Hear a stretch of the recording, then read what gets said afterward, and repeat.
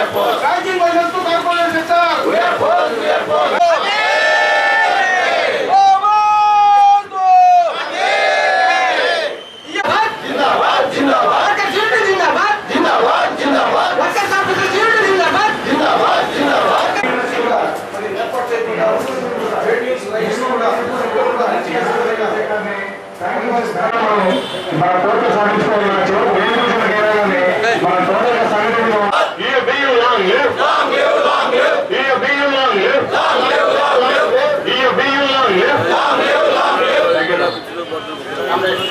సంవత్సరం 2 సార్లు 3 సార్లు బ్యాంక్ ఎంప్లాయీస్ వేజెస్ కోసమే స్ట్రైక్ చేస్తారని కానీ మన మెయిన్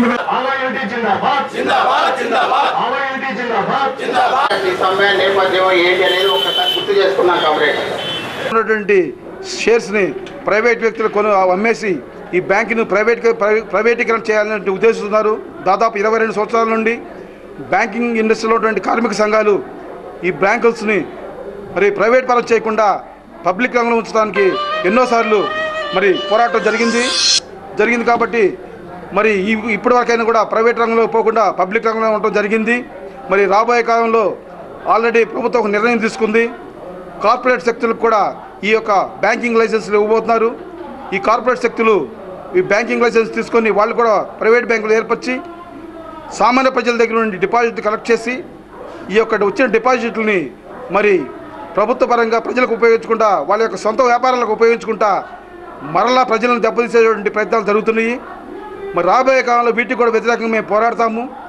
మా యొక్క స్లోగన్ ఏంటంటే ప్రభుత్వంలో ఉన్నటువంటి లాభాలు ప్రభుత్వానికే చెందాలి, ప్రజలకే చెందాలి తప్పితే కార్పొరేట్ లోటర్స్ కాదు. Public profits are only for public, not for corporate లోటర్స్.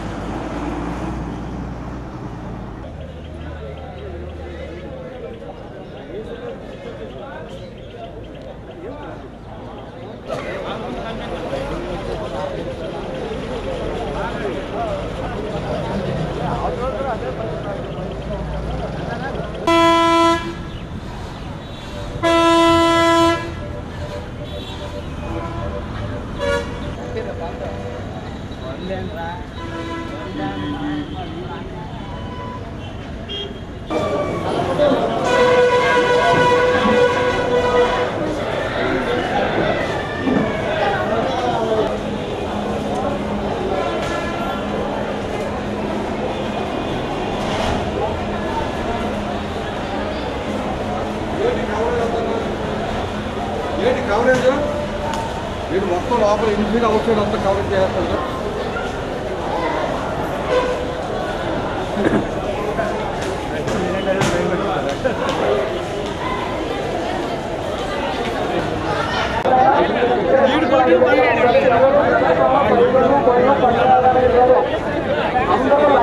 Rally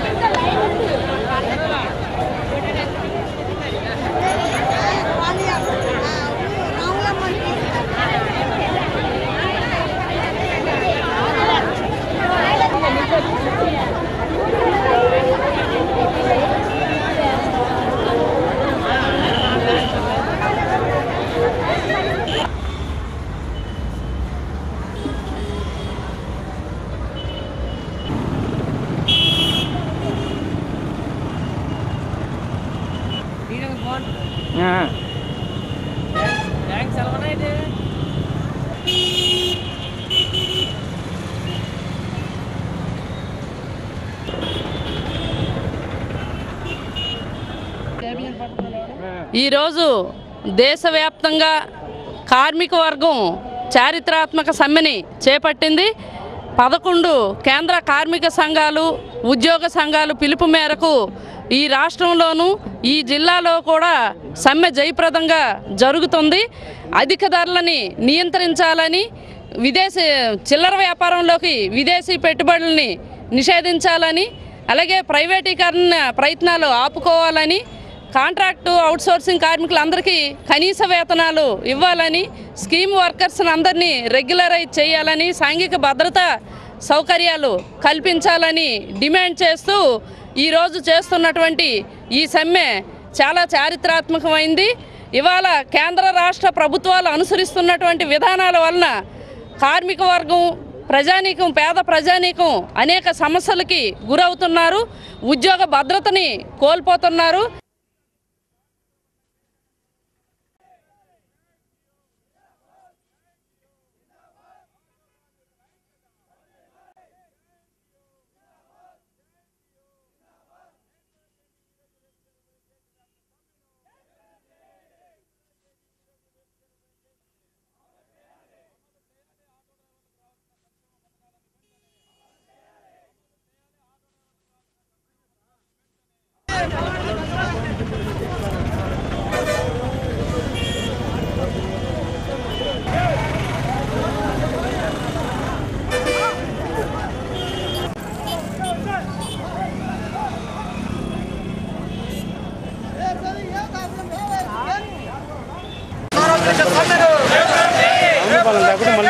కార్మిక సంఘాలు తలపెట్టిన సార్వత్రిక సమ్మెను ఉద్యోగ కార్మికుల ఐక్యత రద్దు చేయాలి.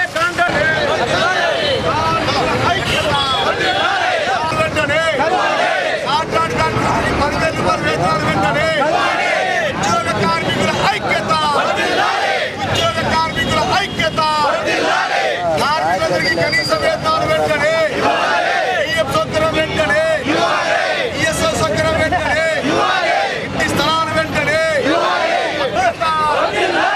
కార్మికుల ఐక్యత, ఉద్యోగ కార్మికుల ఐక్యత, కార్మికులందరికీ 10,000 రూపాయల వేతనాలు వెంటనే,